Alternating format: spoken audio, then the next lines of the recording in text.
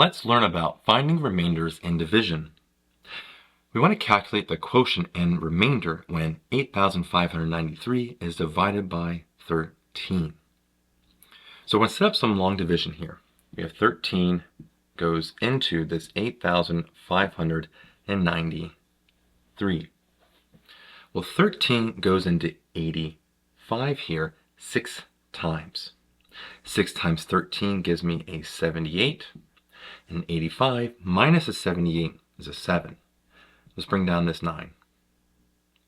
How many times does 13 go into 79?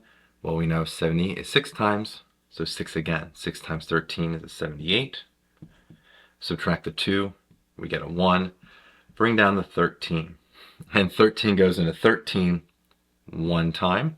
1 times 13 is a 13. We subtract the 2, we get a 0. We have no more numbers here, and so that's our remainder. So we have 661 and a remainder of 0. So when we take 8,593 and divide that by 13, we get 661 with a remainder of 0.